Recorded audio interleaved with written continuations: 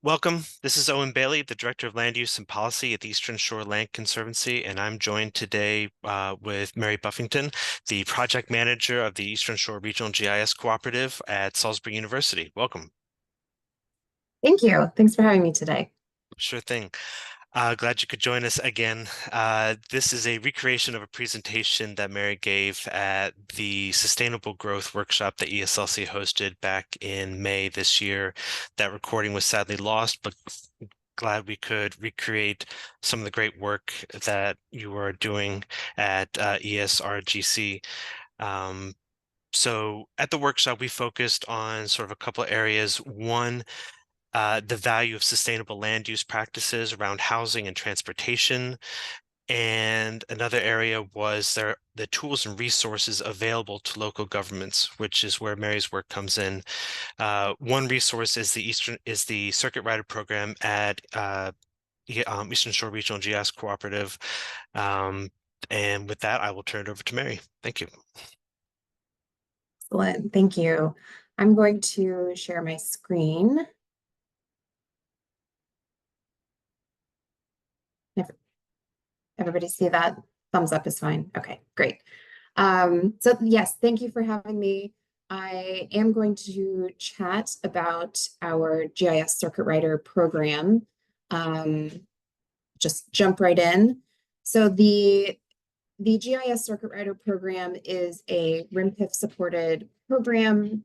RIMPIF is Rural Maryland Prosperity Investment Funds, meaning that this is funding that's coming from the state. It's being funneled through the Rural Maryland Council, and our regional councils are able to apply for those funds. And the Upper Shore Regional Council, the Midshore Regional Council, and the Tri-County Council of the Lower Eastern Shore have all applied for RIMPIF funds to support GIS projects in their council areas. So this is just the general regional councils recognizing a need for GIS support in the region. On the Eastern Shore of Maryland in particular, a lot of GIS folks wear many hats, and they already have a lot of responsibilities with their workload and aren't able to take on smaller projects that might pop up or little requests that would greatly benefit folks, but they just don't have a lot of time and resources to dedicate to it. So this is an area where we're able to step in and support with GIS needs. I like to think of these as small projects, but they have a big impact. It can be anything from data development, developing web maps that allow lots of folks to have access to data. We've also worked with LiDAR-derived products as services and having those available to our project partners. And we've also had folks out in the field to help collect data in the field that is going to support other projects. And the great thing about this program is because we are working with the relationships that we already have established in our regional councils, we're leveraging these existing relationships.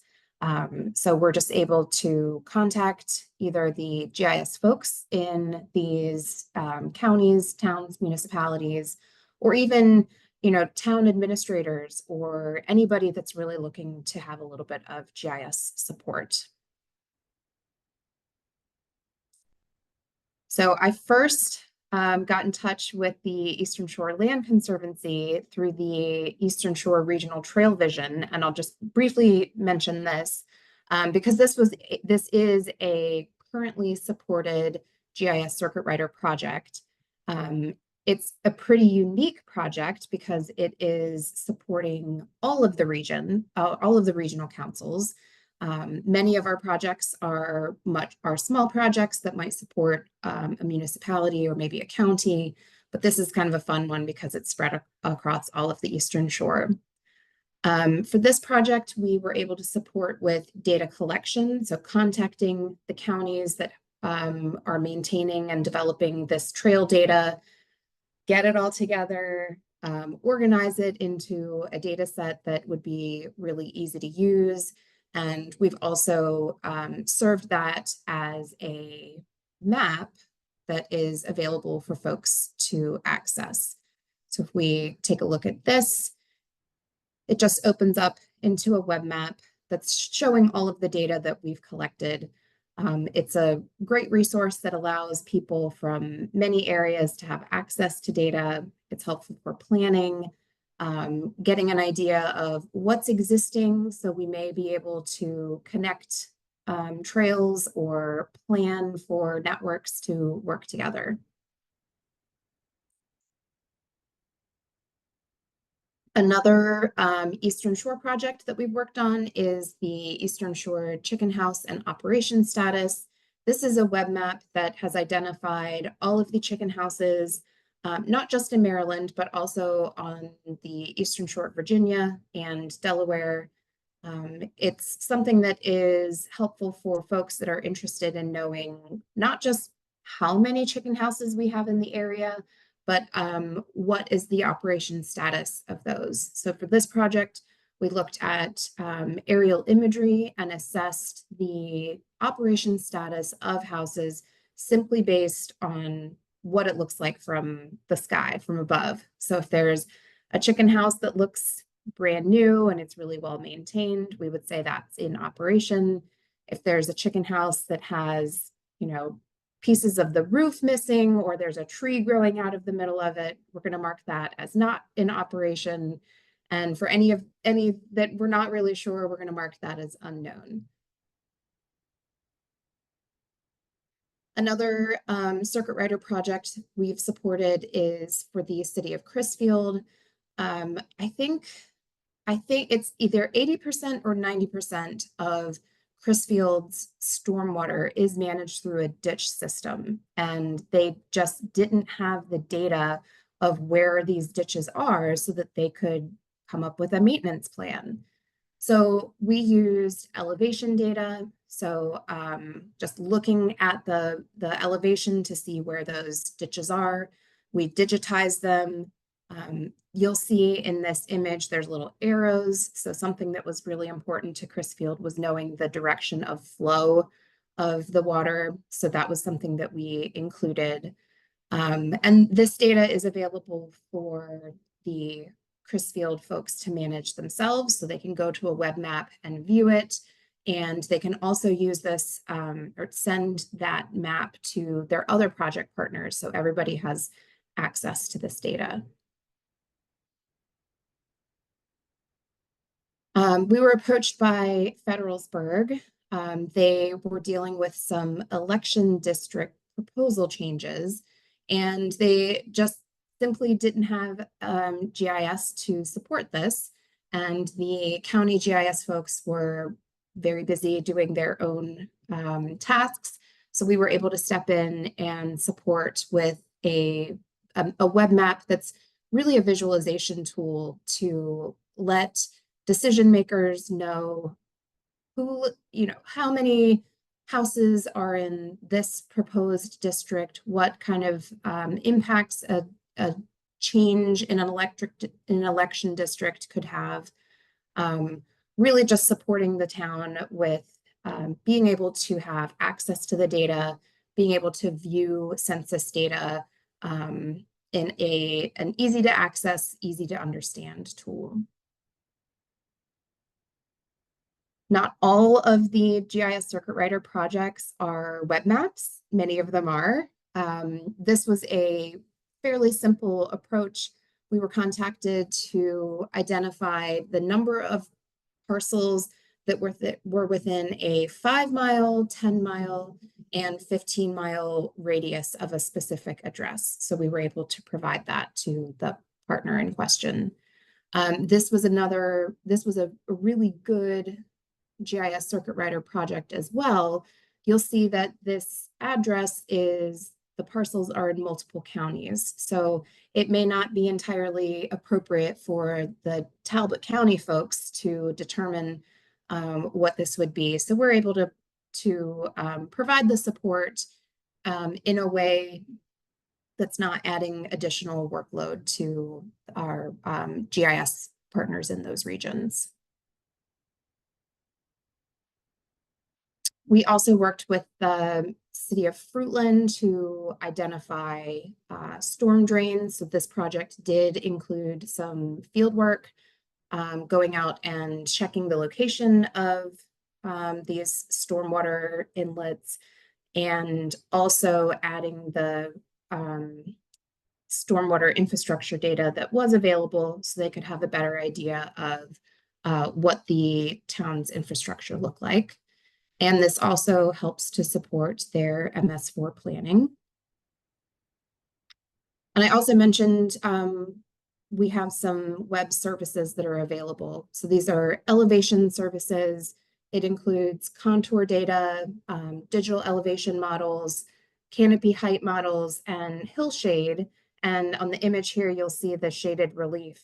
And that's just a really pretty way to look at elevation data, especially in our region where we don't have a ton of elevation change. But when you look at it like this, you really can get a sense of what's going on. In this area in particular, you can really see the landfill that shows up very nicely in Wycomico County. So that is a very general overview of the GIS Circuit Rider program. I like to encourage folks to think about it doesn't have to be a data specific question or even a GIS specific question. If they have something, I'm very happy to talk to them and see how we may be able to support their needs.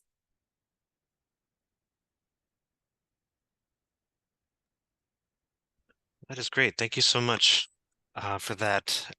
I guess I have a question to get things started. I know you've worked recently with the town of Chestertown. Full disclosure, I'm on the planning commission for the town, and we were updating our comprehensive plan. And I thought this could be very valuable to add that perspective and those crisp data sets and maps as visuals for the comp plan. Would you talk a little bit about the project with Chestertown? Sure. I have the viewer we can look at. So this is the Chestertown viewer, and in this case, this is sort of the first approach that we're going to take to this sort of project. So as you said, Owen, you said it would be really great in Chestertown if we could have access to this data just so that we can simply view it. So this is the type of thing that is really a great place for us to start. So we would put something like this together. And in general, we're going to have, we're going to include aerial imagery, so you can zoom in and look at specific areas. This is imagery that is rendered at scale, so it's the latest imagery that it's available, and it's the best imagery that's available. You can also use this web map to click on parcels and get,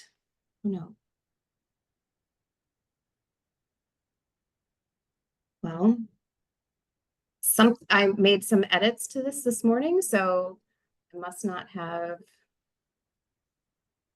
updated the view. Let me just log in real quickly.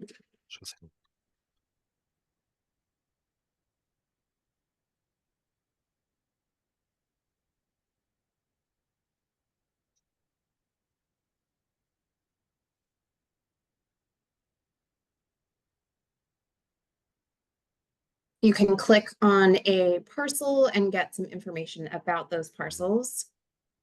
That's just simply looking at the parcel data. We're also including the trail data that I mentioned, the work that we've been doing for the Trails Network. So that is available to view.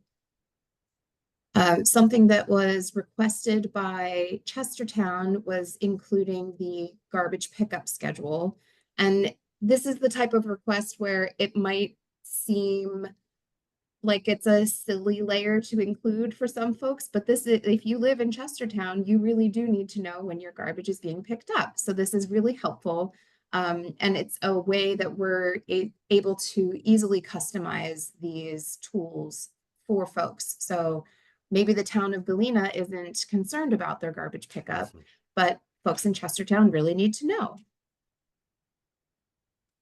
We're also including some election district data, and there's other data as well that is coming from the state of Maryland's GIS database.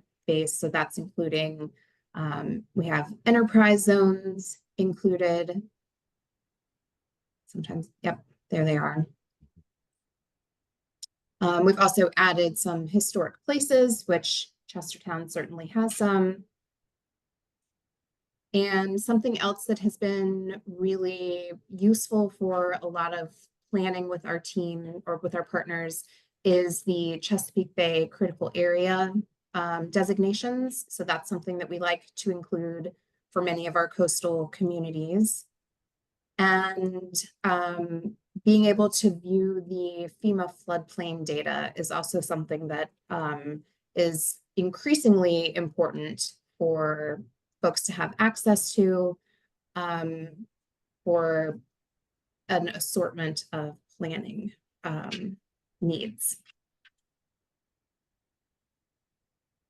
I would say it's just so helpful to have all this information in one place where you can click through and see overlaps in between different layers, like the critical area designations and the zoning. You can see that there's one zone in the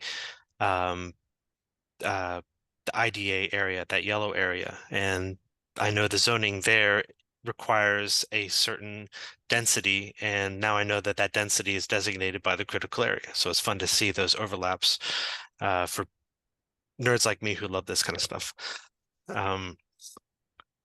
Another thing is just having it seems like it's so beneficial to have a visual aspect of this instead of having all this in a document you have to leaf through and find the specific points. You can open this map, put on a layer, find your house, and see what effect these layers have on your house.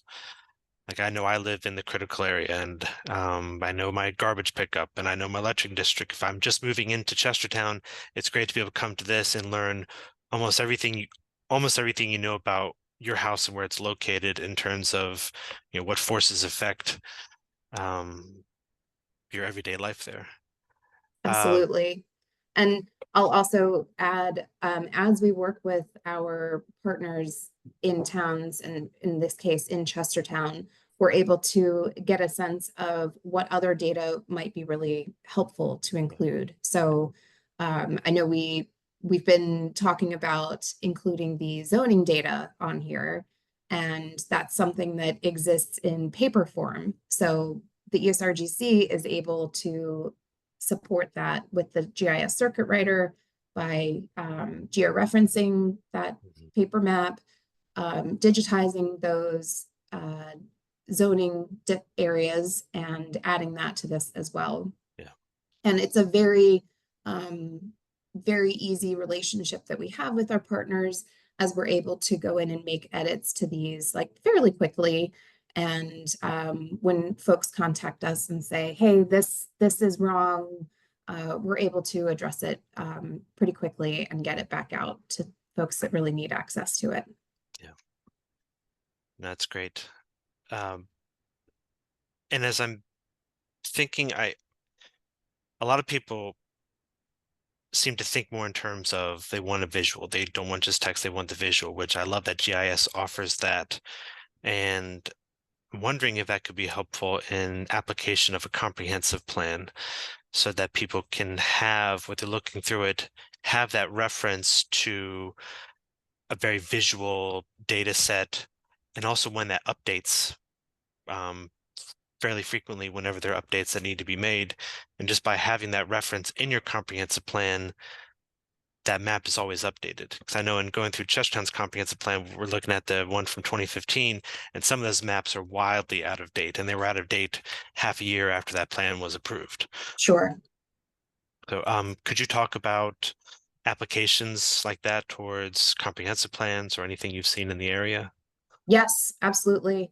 Um, these tools also have print functions as well. So, Owen, as you're working on the comp plan for Chestertown, if you wanted to include a map from this resource, that is entirely possible. Um, or you can provide a link to it as well. As you mentioned, these types of web-based maps are cons considered a little bit more up to date and more current than paper maps. Um, Paper maps can often, as you said, be out of date very soon after they've been printed or published. Something like this is very easy for us to update. And a lot of the data that we're showing here, we're pulling from the authoritative resources. So Mhm. we are not um, developing the FEMA flood zones and then having them available on this viewer. We're Yeah, pulling the flood zones directly from FEMA. yeah, So if there's any change on FEMA's end, those changes are going to be reflected immediately on our web map as well. yeah, And we do go through and continually update these, check on them to make sure that they're operating the way that they should be. Um, but also updating them when new data comes in to us. mhm, So when the state of Maryland has new aerial imagery that's available, we're going to upload that and make that change so that everybody has the most current data and can make those decisions based on the data that's available. yeah.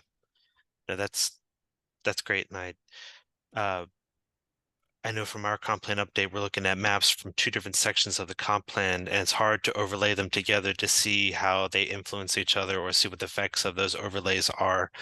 So having that capability, it makes the tool itself more dynamic and flexible and useful. Uh, and Absolutely. and going back to the zoning, I know from talking with other planning staff that a lot of municipalities, they're required by law and counties required by law to have a printed version of their zoning map out in one of their public areas in their buildings so that anybody can come by and look at it. And that's supposed to be the map that determines the zoning. And it has to have signatures from all the different uh, council members and mayors and executives who approved it. But then that layer might be outdated as a text amendment was made to this map, and then very quickly you have conflicting maps, and that can grow and grow and grow as maps aren't sorted through into archive and cleared up. Having this, I think, could help clear that air and provide a more knowing and trusting resource. Right? And legislation or laws like that often occurred before we had this type of Yeah, technology. yeah, You know, it is really important to have this data available to folks, but yeah, 20, 30 years ago when those laws were put into place, this type of technology didn't yeah, exist. So yeah. what else would be it'd be really great. Something that we've done for some of our partners is provide QR codes to some of these products. Yes. So if you are in a public area, you could say, not saying that anybody must do this, but one option would be to have the paper map available on the wall and then Mhm. a QR code that would say for any updated data view Yes. here or something like that. Yeah. I think that and that can go into the comprehensive plan. Here's the version of this map at the time of the printing and approval of the comp plan, but please see link for any recent updates. Absolutely. Yeah. Right. Um, those are all the questions I had. Were there any other questions, Carol or Larissa?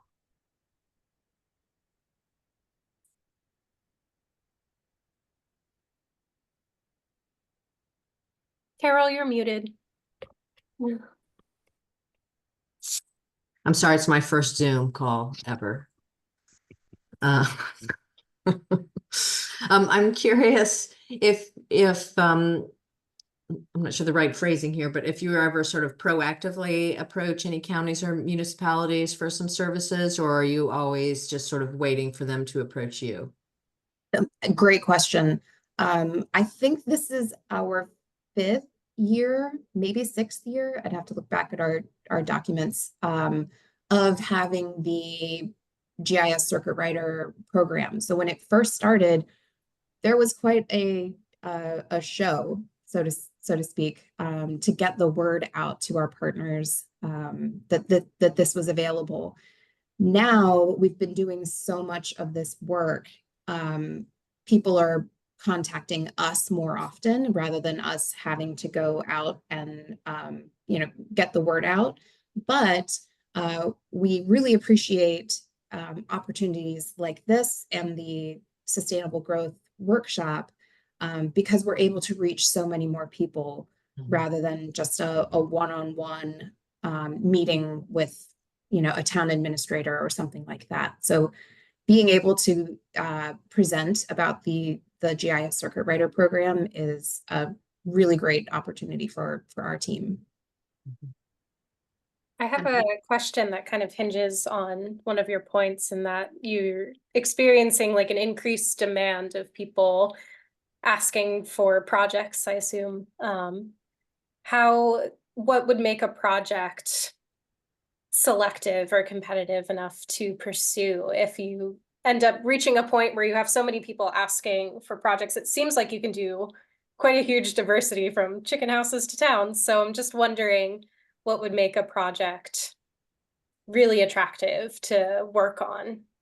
Well, I can happily say that we have never had to turn down a request. So to date, we have done anything from putting together a map for a town that included all of the city or the town grass that needed to be mowed, because they needed to put out a bid for folks to maintain this, like the mowed areas, and they just had no way of doing that. So we were able to provide something that seems like pretty simple to us, this map of areas that need to be mowed, but that's something that it had a really, really big impact for that town, and that was a pretty critical need at that time. So looping back, we have yet not had to turn down a request. We may have to determine how to best prioritize it. Sometimes people are working on grant deadlines and they really need support sooner, and others could say, oh, we can wait a little bit, but we haven't had quite workload all at one time. The beauty of this project is that we have these funds available for the entire year. So I may be chatting with somebody and say, oh, we've got, the Chestertown web map that we're working on for maybe the next 2 weeks, but let's talk soon after that and see what your needs may be. So lots of flexibility on our end in terms of when we're able to get these projects completed. Typically, a project that would be really viable for this would be something that we would consider taking anywhere from like 1 to 2 weeks. So something that is potentially very needed at the time, but there isn't a GIS person, or the GIS person in that area is already dedicated to whatever they're working on at that time, and they can't switch gears into something different. So we generally would say that it was, about a 2-week project, but there's always exceptions to that. And one of those would be the trail network that we've been supporting, because that's really an ongoing project and just is able to span a longer time. So we're very flexible, and we try to meet people where they are so that we can help get them to that next step. Well, I can say it's been great having your assistance on that trail network map. That's been key for us to have, just to see the scope of that project, what's existing, what's missing, and the fact that it can evolve as our work evolves has been incredibly helpful. So thank you for that. Absolutely. And we're also in a really great position. The ESRGC has been in operation for, this is our 20th year. So we have a lot of relationships that we're able to lean on, either within our local areas and our, just being able to reach out to the GIS manager of a county. I know exactly who I need to contact. So that's a great point for us. But we also have partners that are that are beyond our local governments and counties. So if we need support from the state, especially with going back to the Trails project, being able to contact folks at DNR and folks at the state level to get access to data was a part of that project. So knowing who to contact is sometimes half the battle. So it's great that we're able to use these relationships that we have from other projects and kind of lean on them when needed for the Circuit Rider program. Can I just ask one other quick question? Please. But I mean, obviously you just mentioned you guys have been around for 20 years and the extent of the relationships you have with the different entities in the area. Are there projects that you think would be useful that people aren't asking for, or something that, I'm just curious from your perspective, like, this would be such a great tool for people and they're just not, thinking that way, or you're not getting that outreach. I'm just curious about that. Yes. And it's funny how things work out. So I mentioned we were working with the city of Crisfield to help map their stormwater ditches. I was at a regional council meeting and happened to sit next to a representative from Dorchester County, and just was chatting with him about what his needs were. And he said, I'm just really interested in getting some ditch data together. And I was like, boy, can I help you?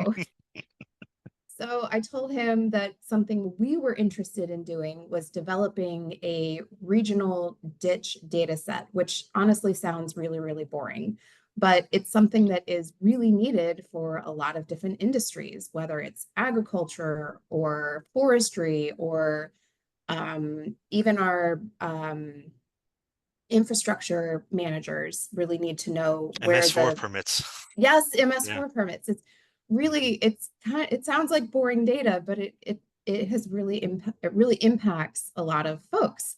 So we just being able to have these conversations with folks, going to meetings and just talking about what we do, we said, great, well, you're in Dorchester County. We're going to start digitizing ditches in Dorchester County. That's something that we can use Circuit Rider funds for because it's really needed. And then, 2 weeks later, I go to another meeting and I'm talking about ditches. And he said, well, you have those for Crisfield. We'd really like them for all of Somerset County. I was like, no problem. We can do that too. So now we have a plan to build this regional ditch data set that we'll be able to offer on a web map. We can provide it to partners as a data download or however they may need to access it. But it's really funny how these things work out, how one little project can grow into this huge regional need. And one last thing, and then it seems like these are all like, here's how they are, right? Here's the ditches, here's that. Do you ever have projects where you incorporate sort of potential scenarios, like here's these ditches, if you and overlay, some sea level rise projections, and then what if you implemented XYZ practices? What's that sort of modeling forecast look like? We have not had a lot of projects requested for that type of work, but we absolutely could do that because all of this data exists. So we can certainly help with that type of thing. Something else that has been talked about a lot with some of the meetings that I've been going to is saltwater intrusion and ghost forests and how that is impacting our region as well. So maybe once we begin this ditch work, it can grow into other areas. It's kind of fluid the way that some of this data works, and so how some of this projects just kind of lead to other things. Interesting. Yeah, I really was going interesting. to ask, oh, sorry, Owen. You go ahead. I was going to ask if the data that you produce for a specific project or a specific client could be utilized by other people who are maybe influenced by that data to incorporate it into their own analyses. Because when you brought up ditches, my first thought went to saltwater intrusion, and University of Maryland and UDEL, who have been doing a lot of map creation or mapping tools to make available to the public and agricultural landowners to identify where saltwater intrusion might be an issue. And I know ditches are one of the things that can increase your likelihood to experience saltwater intrusion. So I'm just wondering, you know, if you make this ditch data for like a county planning department, could it be accessed and used by a university or somebody else? Yes, absolutely. And anything that we develop can also be added to the web maps as well. So if Chestertown is interested in that, we can add those layers once they exist. So yes, absolutely. We are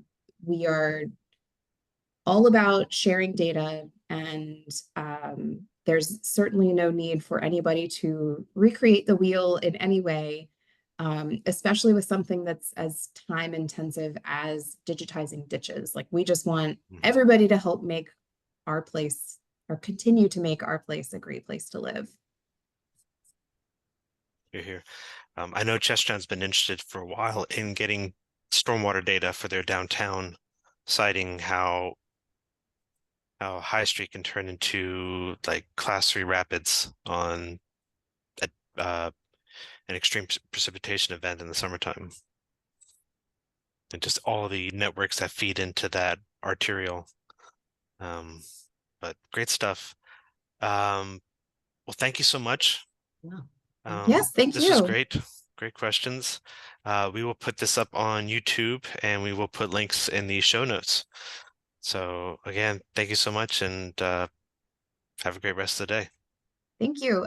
Please include my email in the show notes. So if anybody sees this and is interested in working with us, I'd be happy to meet with them and see how we can support them. Absolutely. Great. Thanks, everyone. I'm gonna stop the recording.